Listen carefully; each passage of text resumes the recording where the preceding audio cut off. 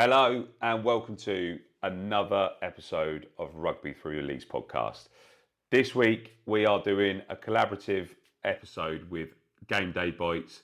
Pasquale has joined us to make sure we cover everything in relation to the Rugby Europe Championship so far. We know we've had 3 rounds, but what a 3 rounds we are so far. And then we haven't even got started on the whole relegation and title semi-final battle. Just lock in now because we've got plenty to go through. Pasquale, thank you so much for joining and for instigating this whole conversation. For those that know you through the bits that we've started collaborative working on, please enlighten everyone so that they can go and follow your channel as well and just show the love for everything that we do together. Cool, thanks. That's really kind of you. Hello, everyone. My name's Pasquale. I'm a lifelong rugby fan, and I decided at the back end of last year to launch my own Instagram and social media channels, which is Game Day Bites. I've been working as a community manager at my local club in Toledo, Spain, for the last couple of years, and I decided that it was time to give it go that extra step and start creating more content, get more involved within the rugby community, because I'm still flabbergasted after 12, 13 years of being in Spain, the amount of passion that there is for the game, and yet how little it's spoken about in bigger mainstream media or in circles, in bigger circles than just the rugby family. So yeah, it's a pleasure to be here and to collab with you. And obviously we were lucky enough to be in Amsterdam a few weeks ago for the start of the championship. Yeah. So now we're at that midway point, or just past the midway point. It felt like a good time to have a chat. Yeah, what an event that was as well, for how welcoming we were made, and obviously the Spanish team being there, obviously watching such a display of rugby, but the hospitality from the Netherlands and just the door opening on a new era within Dutch rugby was so exciting to see. Like, the results haven't quite worked out on the pitch so far, but you could tell there's something brewing there. It was brilliant to be there, involved with the crowd. The stadium is brilliant. The clubhouse was full of history. I'm still shocked at the amount of just everywhere you looked, there was rugby history going back almost 100 years. Yeah. And it was great also to have a chat with Brian, new manager, at the end of the match. So it hasn't worked out, like you said, in terms of maybe results, but there's definitely been a lot of promise there from what is a very young Dutch team, and it set us up for a great start of what has been really good 3 rounds of rugby. I think they've currently had 12 new caps already in the first 3 games that Brian's been in charge, and just the brand of rugby that they want to play. It didn't quite work out at the weekend, and we'll obviously get onto the Switzerland game, but just being a Quins fan, when Quins, I know it's a disability as it is, but you know when Quins had that season that they literally looked prime for G and All Blacks mix, where everything was out the back door. They looked dead and buried, and then they just went full jouet and they won the league. Like, there was very much an element to that in that opening game from the Netherlands. It was very much, you might score, but we're going to try and score 1 more. I think Georgia is probably the easiest way to start. Results have gone very well for them. I think they're still beatable. I think there is a potential victory over them at some point. Like, did you watch the full match the other day? I managed to switch on just after half time. I rewatched the game though, because obviously, and I was just, Spain missed the opportunity, I think, to take an away victory in Tbilisi there. Did they miss the opportunity, or was it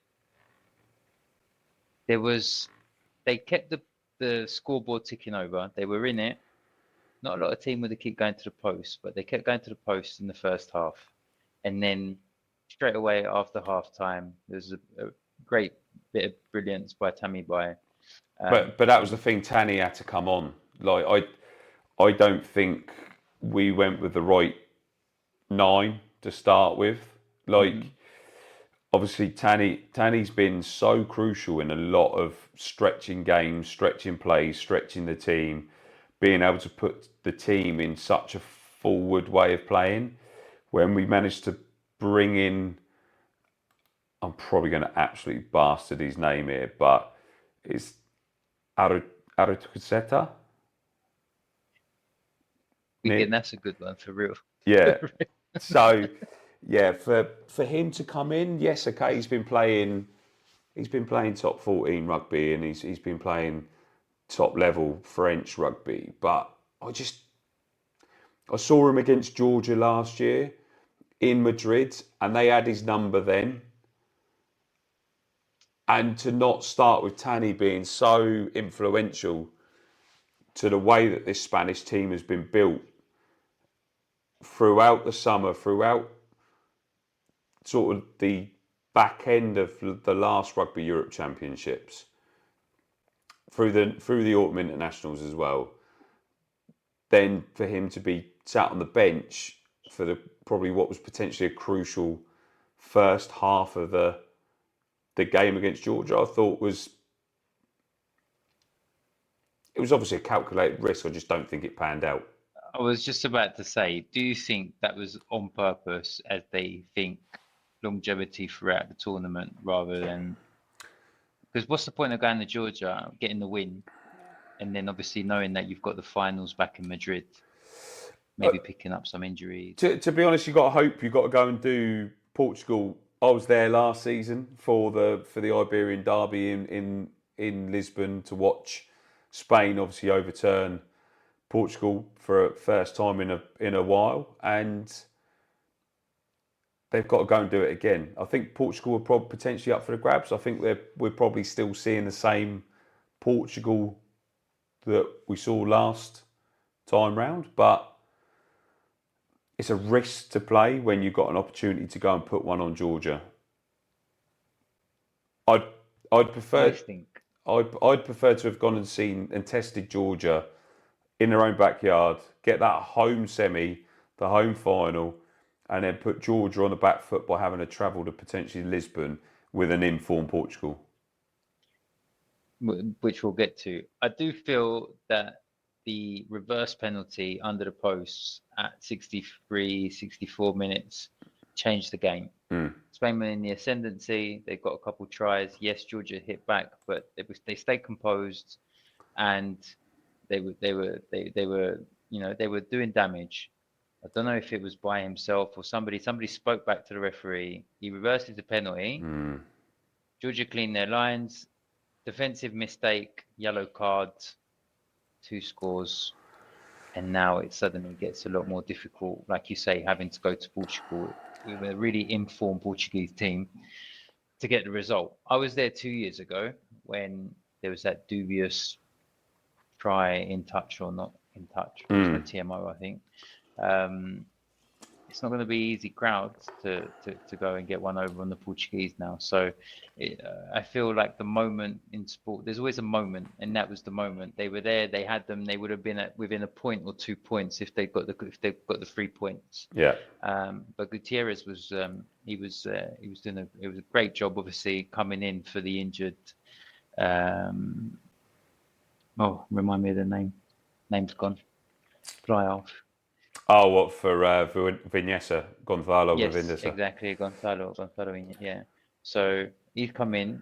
He's got really composed. Richardi, he's different fucking gravy, mate. He is so good, so composed with a boot, and to have obviously Güemes sat on the bench from Lavia, like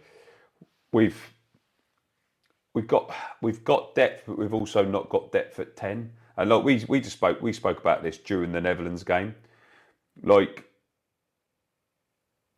the 10 worries me at times. Like it depends who we've got there.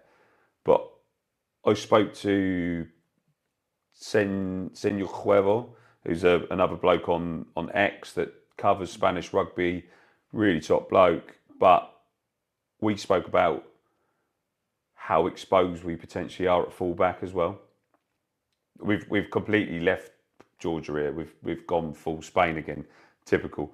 But I think we are based. I think we're exposed at fullback. I think John Wessel, Vessel Bell played. Yeah. He's very, very good, but if he gets a crock or if he's injured, stuff like you look at the Georgian options. They brought Niniashvili in. They had scored the try going backwards behind the line. He is an absolute just filth. And then you've got McCarver on the bench at 10. You've got Abgadadze come in at 10. You've got the option that what seems to be potentially an absolute gem to have found with Tabladze at 13. He seems to be like nothing gets to Tabladze anymore. Like nothing. He used to be the try machine. Nothing even needs to get past Tabladze because you're literally going to get a try off him at 13. It's just some of the players that they've got there are just unbelievable. But so, are they favourites for you after the first group stages? No, because I think I saw enough from what was really like kind of second string Spanish starting team anyway in Georgia. I think if we get a result over them in Madrid. I think if we get the players back that we potentially will get back for the semi and for the final, I think this is the time that Georgia are there for the taking. Yeah, and I agree with you. Disciplinary wise, that cheap shot, that clear head shot, he was lucky to have that. How long his ban comes out for, that was just again another one. They don't look as terrifying up front anymore. But new management, new future management, I don't think they are going to go physical anymore. They're going to want that varied ability. They've got players coming back. They've got players coming in. They've got such exciting options at 9 with even Lobzandzadze being on the bench at 9. Just what he can do in the sixpence is just terrifying for most teams. But I think the Spanish look terrible defensively in that game. Well, they missed 27 tackles. That is just unheard of in a Spanish team. In a Spanish team recently, that is one bit there they pride themselves on is defensive strength. That literally there was tackles where I saw them stroking the players as they went past. That does not happen in the new team under Pablo. It's just not. That first 40 minutes was not a Spanish display at all. So do you reckon they got the hairdryer treatment? Well, he had to resort to changes. There was a reason that he brought the changes on. But the exciting options that we've got at Ortega, how good was he? In the lead up to the Lucien Richardi try, being able to, just his alertness to be able to play the ball off the deck, in straight into Tanibai's hands, just for the easy pass for him to just glide over the line for Richardi. If people haven't seen that try, it really is Phil, in the minute of the lad champagne rugby, innit? The lad only got a call up through what he did in the Super Cup. He was electric in the Super Cup for the Iberians, and he showcased exactly what he can do, and he's now got that call. And we've still got options. We've got Mario's brother, Hugo Pichardi, who again was exceptional in the Super Cup. I'd love to have seen him get the call up against Switzerland, against the Netherlands. Georgia did that. We also did that, but I don't think we went full balls deep on some of the options. I think there was still an air of caution that we can't go full transitional like everyone else has. But do you feel that the World Cup's a year and a bit away, a year and a half away? Most teams, we're going to see some other teams as well in the championship, going through rebuilds. They all are now. They all are. Exactly. And that you can see that also in the other tiers of international rugby. So are we getting ahead of ourselves? Are we going to see the best rugby championship ever? No, Year? this won't be, and the next year won't be either, because there'll be an element of you don't want to get injured in the Rugby Europe Championship. Yeah. 6 months or so before a World Cup. Exactly. And I think this version now is going to be probably the stronger version, but like the next one's potentially the one that you see the likes of Netherlands, whoever gets out of this relegation battle. But I think they'll potentially be stronger because there won't be the focus on trying to keep players fit. Okay. Well, to keep us in time, do you want to go over the other two teams of Pool A, or do you want to go over to Pool B winners? I think we cover Portugal and Romania. I think the top four, the semi-final pieces, is probably the best way. But Portugal made it look easy, really, in the first 3 games of the tournament. Portugal, but they did last time round. Romania are a shadow of themselves. They've looked bang average at best since the start of the last tournament. The only game they really turned up for was the Portugal third place playoff, when they had to play in the rain, and Portugal had already sort of shot himself in the foot off the back of the Iberian Derby, hadn't really turned up then, and then got served up in what was horrendous conditions in Lisbon. It's Romania. I think they're such an ageing side. They had, coming into the tournament, I think off the top of my head, it was 8 key injuries. There's players that have not even got an allocated team at the minute that are in the squad. So the Romanian actual domestic league is on a break. It's been on a break since November, maybe. So the new season hasn't started. You've got players out of selection, out of clubs, coming in injured, coming into a Rugby Europe Championships that they didn't look convincing in last year. And they come into this one, and the first game out, I called it. I said, the first game out, they'll lose to Germany. I think it was the best option Germany had to beat them. And if the weather hadn't come down, they'd have probably lost to Belgium. Do you see the clips going viral on the Germany victory, last minute German victory, or the last 5 minutes German victory? Yeah, well, it was coming. Like it has been coming. Germany have put bits together. They should have beat Romania the first game of last season, but they didn't. They then should have beaten Belgium, but they didn't. They should have then probably gone and put one on. I think they had to play the Netherlands in the other. They should have potentially done that. They didn't. They then had the full control for the first 40 plus minutes against Switzerland in that relegation battle. Well, the 7th, 8th play, and they threw it away, and they went for a kick, missed the kick, and then Porsche went and made that drop goal.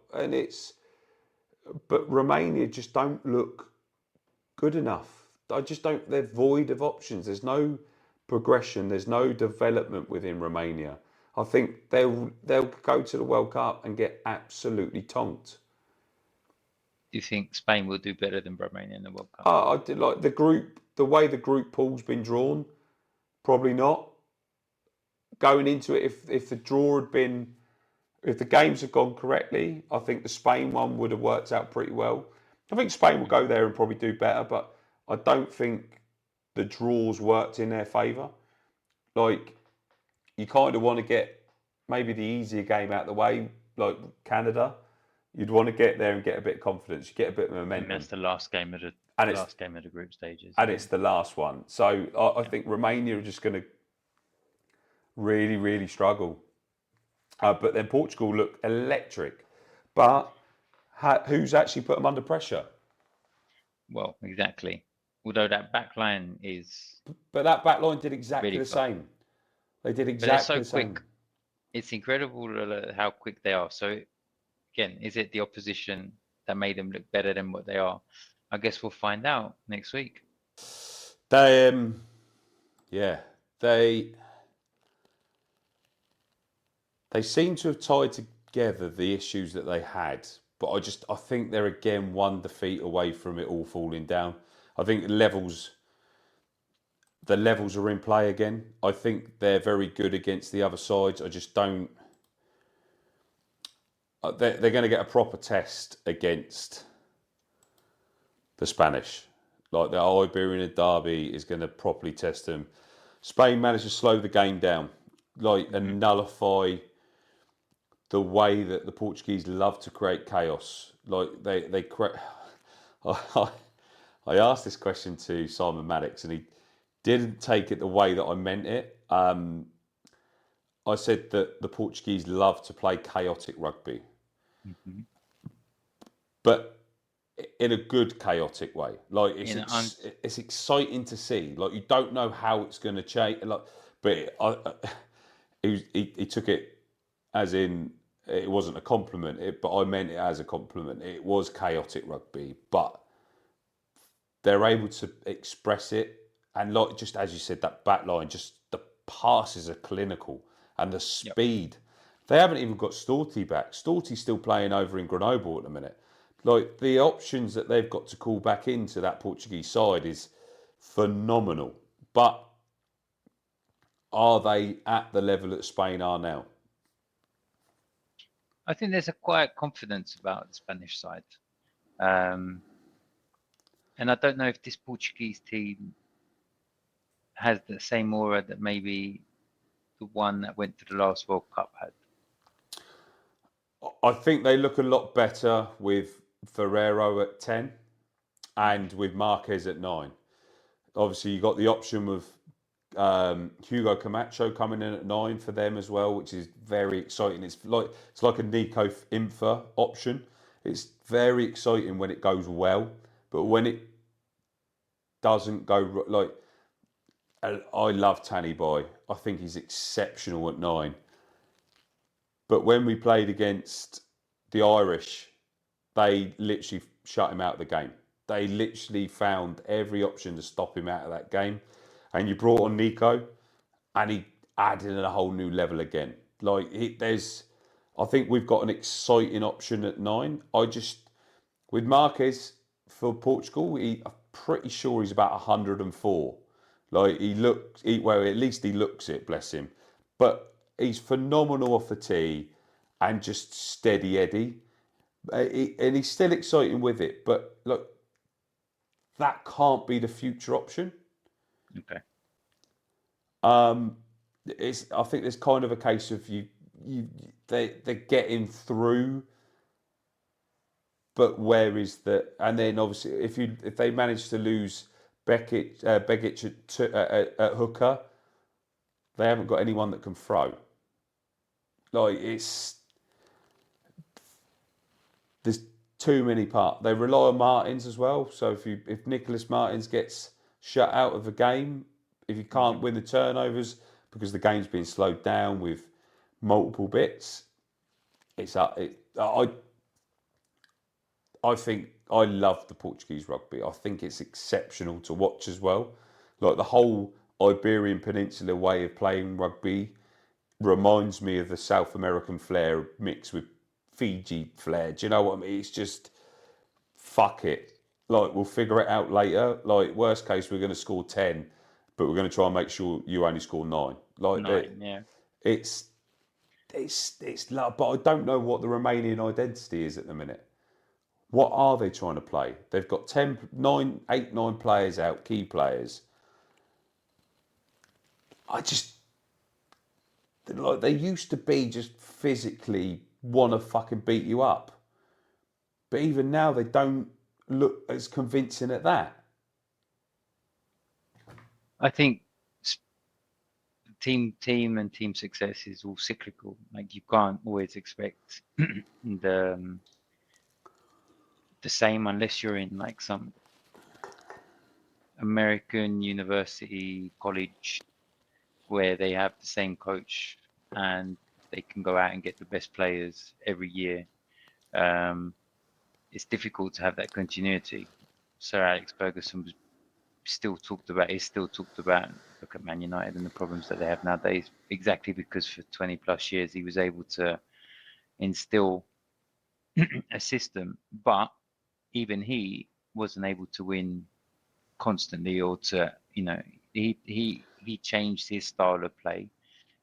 So I guess But in all sports that happens, he especially. still knew what style he had. He still had a variant of a main style. But it evolved, didn't it? It did evolve. He didn't. His first Man United iteration didn't play the same way that his last one in 2013 did. Exactly, but like there was still an identity. You still knew they were going to go the full 99 minutes or whatever Fergie time that Because he of the managed. badge, because he knew that it was United. It wasn't over until Fergie told the ref it was over. Like, basically. but Romania didn't. I just don't. They've got such good players at times, but I just don't know what they now are without those players. Like, there is no plan B. Well, that said, they still end up coming second in the group and now have a chance of making the final. They played Georgia. They got very, very lucky. They got really lucky. They got really lucky that Belgium were in an absolute quagmire. Like, that pitch, I'm surprised they didn't come out with fucking snorkels on. Like, it was that bad. It was a really bad watch. It wasn't great. And when you know that the highlight was only 3 minutes, exactly, you know it has them probably in a great spectacle. They looked like they'd been working in the farm for a few years. They were 8 foot underwater, and the amount of mud that come up was just bonkers. I don't know. I just don't think Romania have got lucky that there were two other teams that weren't at the level on the day. Okay. In the other group, Pool A. So hold on. Pool B finishes with Portugal, Romania, Belgium, and Germany. We'll get to the semis and the ranking in a second. And Pool A was Georgia, 3 wins out of 3. Spanish won the 2 games, and then Switzerland and the Netherlands. Yeah. Now, Switzerland, the surprise package of the tournament so far. Oh no! I don't think there was a surprise. I think there was enough from them last year to show what they were. I just didn't think they'd gone away and done enough, because there was. I think they maybe had one friendly since the last championships, but they've managed to recruit exceptionally well. Like, they've brought in a lot of players. They brought in the lad that plays 9 for them. I've got to remember his name, but he's only in like he's not even like pro rugby. He's not even a National 1 or Pro de Deux. Blessing Mutango. Blessing Mutang. Yeah, he's such a good player, but he's 32, 33, so it's not a future plan. It's not spring chicken. No. He definitely can transmit passion. He's able to transmit that passion whilst he's on the pitch. He was loving the try. He loves it, mate, and I think he's got a future if somebody is able to sort of pick him up. But there's a lot of players that have come into this squad that weren't in the squad last year. There's been a big change. I think a lot of it will depend how Porsche, if we find out how injured he was, because it looked pretty serious at the end of the Netherlands game. Like, he went off on a stretcher. He was down for 10, 15 minutes. Like, there was a number of collisions where they were just cheap shotting him, like after the ball, just like, fuck it, we're going to try and stick one on him. Did you see the chip for the last try? But again, just poor, potentially poor defensive options there. But He swung though, didn't it? He it, completely went the opposite way. It was he brilliant. he went for the drop goal again, and that's what they thought was going to happen. And then obviously, but I don't like to speak ill of refereeing, but that's probably one of the most I'll put it as one of the most questionable refereeing performances I've seen in such an important integral game. Well, we'll see what the viewers say about that. Drop a comment inside the Yeah. in the comment box below, and yeah. I just summoned it like on both sides though. It wasn't just there was a lot of stuff that could have gone one way or the other, but the Netherlands, to me, it looked like a clear grounding that they should have won that in the last minute, or at least had the try to go 29-28 with a kick. Can we look at the stats of that game? So the Dutch had 65% possession. Yeah. They made 138 completed passes to Switzerland 66. The Swiss had 4 tries to the Dutch 2. Okay, we say that dubious grounding, non-grounding. The rest was pretty easy. 18 beaten defenders both. Turnovers were 10-8. Discipline. It was down to discipline. The Swiss put in 187 tackles. Now, obviously, if you've got the ball, you don't need to tackle that much, but it's over 100 tackles more than the Dutch did. So maybe they wanted it more. I don't think it was, no, because when I watched it, I thought the Dutch were once they were fully in control. They were 13-3 up after 18 minutes. Yeah. Vick Meyer Vick Meyer's got a boot on him, mate. Mate, kicking it from halfway and just it was like, but at two steps, and like yeah, he's massive. Mate, met him as well. Obviously, there, such a nice lad. Literally, he is literally probably the poster. He's like David Beckham of fucking rugby, poster boy, absolute mate. It would not surprise me if there's like Dutch teenage girls with his poster on their wall. Like he's literally like he's pretty big poster. Yeah, but he is like he's what could be rugby personified, like that. Literally the way that you want to potentially take it.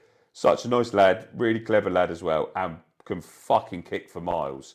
Like, why can't we poster boys poster boy like people like that? Like that is the way that potentially grows to a different audience. But as soon as he got that yellow,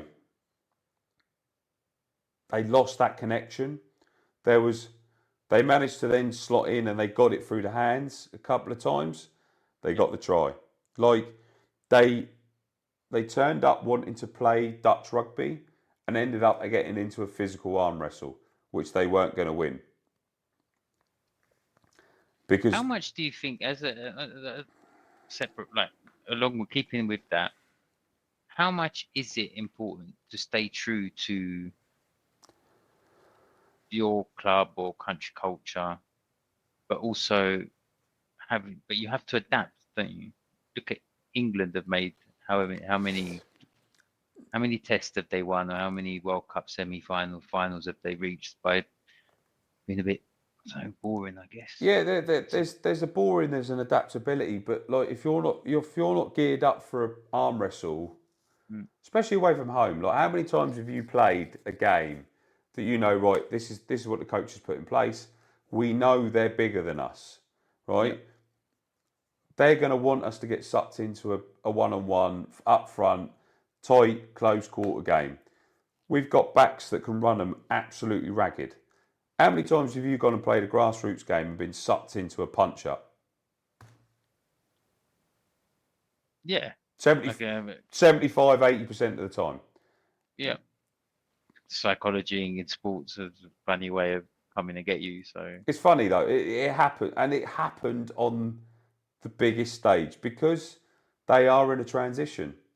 They are a younger Netherlands side. Like they haven't gone out there to go front up, but they know they've probably got forwards that wanted to go. There's an element of cockswinging ability as well. Like, yeah, fuck it, I can do this. But like when the refs potentially against you through decisions that you're making because you're trying to overpower your oppo, when you've got backs that can run them ragged,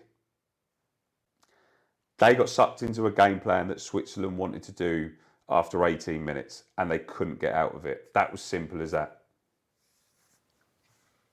And obviously that then was a great game. They put up the full game on YouTube as well. So I definitely tell everyone to go and watch it. It was a great, I mean, just the kicking was incredible, but it was a great finish as well. It had loads of drama. So Porsche absolutely run the show. Like after that 18 minutes, the geezer absolutely run the show. And if he is out for the rest of the tournament, he is the Swiss superpower. That's my opinion. I think that could be the end of their tournament. Okay, so looking ahead, we've got on the 7th, Switzerland, Germany, 12 local, Belgium, Netherlands in the evening, and then on the 8th, we've got Georgia, Romania, which is 11 a.m. our local time, but 3 p.m. local, and in Georgia, obviously, and then Portugal, Spain at 3 o'clock in the afternoon. The rankings, should we talk about the semi-final? Do you want to do that before we talk about Germany and the right? So we spoke about this beforehand. So I had to actually text Rugby Europe to find out the breakdown of the who, what, whens, and hows of the relegation. So the first part is really simple. If pen and paper, everyone. Pen and paper. What? Or if you just, it's going to be one of them like mind maps. It's like I'm gonna take notes with you. It's like Rain Man, right? So if Germany lose to Switzerland in that game, Germany are relegated. Doesn't matter about the last game, right? They're down due to ranking points over the 2 years. This works out, okay? If Germany win, they'll obviously get into the 5th, 6th playoff, okay? Yeah. But depending on how the Netherlands do in their semis and their final. So if Switzerland lose to Germany in their game and then go and lose in the 7th and 8th playoff final, they will be relegated because they'll only have 3 ranking points. Okay? If Switzerland then finish 7th by winning their 7th and 8th playoff game, they'll end on 4 points. Okay? If the Netherlands lose their semi-final to Belgium, then lose the 7th and 8th playoff final at finals day, they'll finish on 4 points. If the Netherlands finish 7th, they'll end on 5 points. If Germany finish 6th, because they go and lose in the 5th, 6th playoff, they'll end on 4 points. If Germany finish 5th, they'll end on 5 points. So everyone finishes on 4 points. So basically, if Germany win and they get to the they're safe. Fifth, well, yeah, they live to another weekend, but they've got to win both games effectively. They need to win. So Germany need to win both games. Both games, right? So if they win, but then lose in the 5th, 6th playoff, they could end on 4 points. Okay. If Switzerland obviously lose to Germany in their game and then beat, say, the Netherlands, they could finish 7th and end on 4 points. If the Dutch lose to Belgium and then also, say, lose to Switzerland in the 7th and 8th play, they could all potentially leave on 4 points. So we'll have 3 teams on 4 points, which will then go down to points difference, which would then relegate Switzerland because of their opening day defeat on the last round to Georgia. Right. Everyone with us? Yeah, I started taking notes. I got lost. I've got Germany win, lose, Swiss lose, win. So 4 points. There's 4 points everywhere, but I think we got you. So basically, Germany have got to win both to Yeah. survive. Switzerland have got to win to survive. It's just, it's in Germany's hands to kill himself effectively. Okay. But they could get to finals day already relegated.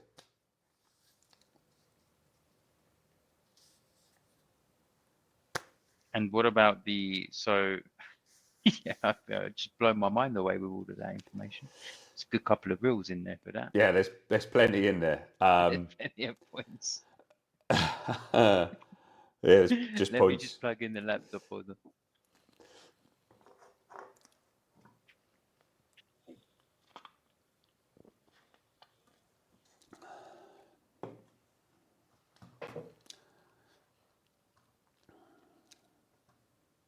I mean, they don't help themselves making it so. No, especially because in the Rugby Europe Trophy, Luxembourg got relegated last season in the middle of a 2 year cycle, but it's a 2 year cycle to get promoted, but not to get relegated. Yeah, because Switzerland last year came up, isn't it? Yeah, the year before they won, but yeah, last year was their first year. Yeah. Okay, so those are the semi-finals to stay up. What about semi-finals between Portugal, Spain, and Georgia, Romania? Are we saying it's a certain Georgia in the final? 100%. I think Georgia put an absolute cricket score on Romania. Okay, like without even trying or having to score a try, falling backwards over the try line. I think they could probably. I think Nini Ashvili could literally just float from one end of the pitch to the other. Like, that kid has got so much talent. And what about the Iberian Peninsula derby? Fuck me. Obviously, Yeah, being biased. we want the Spanish in Madrid for the final. Being biased, I think the Spanish come out on top. I just don't think it will be as convincing as last year. They managed to do an absolute number on Portugal last year. I think a lot of it will depend on players called up. It depends on who is back available from the French leagues. If Richardi's available at 10, etc., I think they go and manage to beat Portugal. Okay. What do you want to close off with? I think we probably pick a game in the tournament so far. I think. Yeah. Okay. What is a game tournament for you? Oh, very good question. There's plenty of options. It wasn't Belgium, Germany from the other day. Well, it depends. That's a proper rugby purist. Like, even Belgium against Germany was a proper purist day out. If you love a Gritty, I think, a was the line word out that they described it. a line out maul. I love a line out. The only way that would have been better is if all of those tries were scored off scrums. Like, that would have been that would have capped it for me. But I if I was gonna pick a game in a tournament, it'd have to probably be the Germany Romania game, just because of how it ended. But I am actually going to pick one half of rugby, Okay. and that was the Switzerland first half against Georgia. Which was, I think they kept them to 3 points or seven, 7-3, 7-3. 7-3 or something like that. It was just everything but what they're like. Switzerland just couldn't get that final bit, but to hold a team like Georgia to that scoreline after 40 minutes, and they went and done another 40-minute display over in Spain as well, because what they were the first half. Yeah. they're ahead twice. Like, if you could have bolted those two together, like, I think Switzerland have been absolutely exceptional this first half of the tournament so far. I just really, I do hope for them that Porsche's not crocked and not out for the rest of the tournament, because I think he's crucial to how they play. And again, like, I just don't know how there's even the thought process that this could potentially be dropped back down to 6 teams. Like from 2028, they're on about that there's potential. It's not confirmed, but there's a potential that the Rugby Europe Championships will be reduced back down to 6. I think it's impossible to argue after how good this first 3 rounds have been. There's a lot of people who said that this has been wasted games. I just don't think it has. I think it's been extremely exciting. I think anything could have happened. I think apart from situation in Placencia with the pitch that we obviously knew wasn't going to be great, and they still decided to carry on until the day before, then change it. Apart from that, it's been great. It's been great to see fans in the stands. For us as well, we were there in Amsterdam. Yeah, it was brilliant. It was brilliant the way that there's a real community vibe about it, and it was some brilliant rugby. There has been some absolutely brilliant rugby. That Spanish try on 53 minutes, if you haven't seen it from the game against Georgia, go and watch it. You know, I don't want to be over the top and say the All Blacks would be, proud of it, but that's the way that you always think, well, you always told that rugby should be played, free flowing, quick hands, good hands. but it was even like the Tanny Boy try as well, when it was just a case of, he's really fast. Can't believe how quick he is. And to outpace. He did just come on. It was Tabu Zadze, so he'd literally been on 3 minutes, received the ball, and just kicked to space, and it was just like gone. And you think, like, there's like if that was in the Six Nations, you'd have seen that on fucking. Yeah, you would have seen that all over. Everywhere, and it's just. Yeah. There is so much excitement, and like even the Portuguese side, you just watch that back line just go through the hands, and like if you want Pinto, you want also Pinto, it's insane. a Marta, just even It's electric, bro. and like you watch Camacho or Marquez get to the line, and the pullback is just if you want your kid to go and learn how to make that pass, just go and watch what Portugal have done in the Rugby Europe Championships. Making it to the line and literally that pullback pass to create depth and just explosivity is just phenomenal. I just fucking love it. And I mean, for somebody born and raised in the UK, to gone to school and to obviously the usual lot that play rugby, but to be here now, this day and age, being able to watch and get really excited and be involved. Portuguese rugby, Spanish rugby, Switzerland, things that we wouldn't have heard when I was at school. I'm sure if you went to school, we would have heard of that much. No. Bloody brilliant.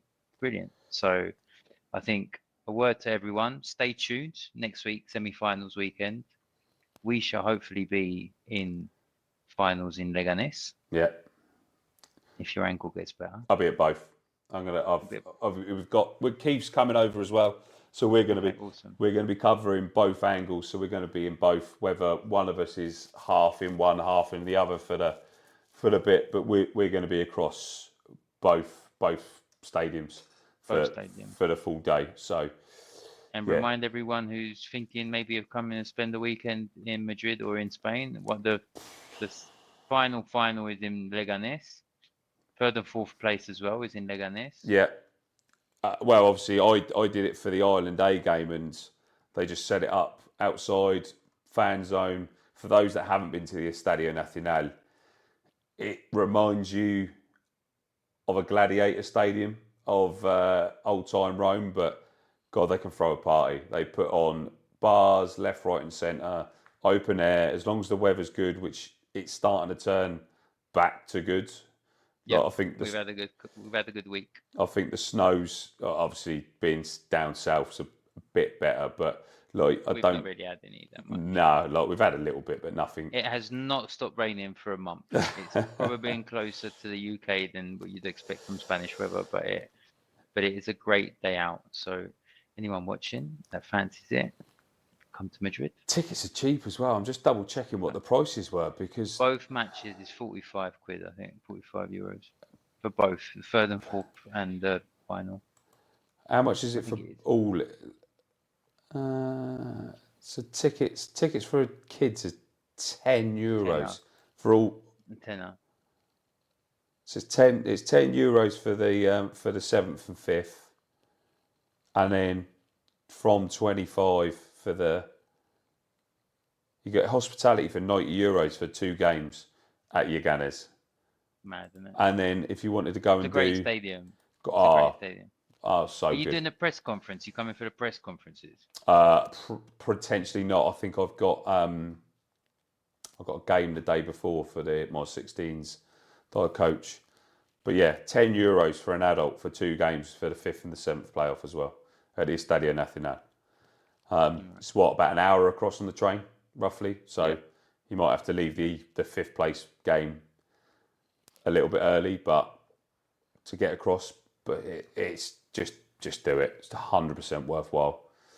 But yeah, obviously we've only lightly touched on the Germany side of the tournament, but what a performance from them in the first game. It didn't pan out in the other two. Belgium have looked bang average. Obviously managing to grind out a critical result against Germany.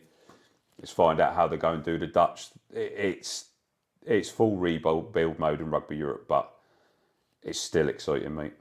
I just love it. It's just so good. And we hope our listeners and viewers stay in tune with us and enjoy the rest of the show. So Yeah, plenty more to 2 come. more weeks to go. Yeah, plenty more. And obviously there's plenty of other stuff that we've done and everything. So go and check out the other stuff on YouTube, and obviously go and check out Game Day Bites. And obviously if you like what we do on Rugby TTL, just make sure you like, follow and subscribe, all that stuff.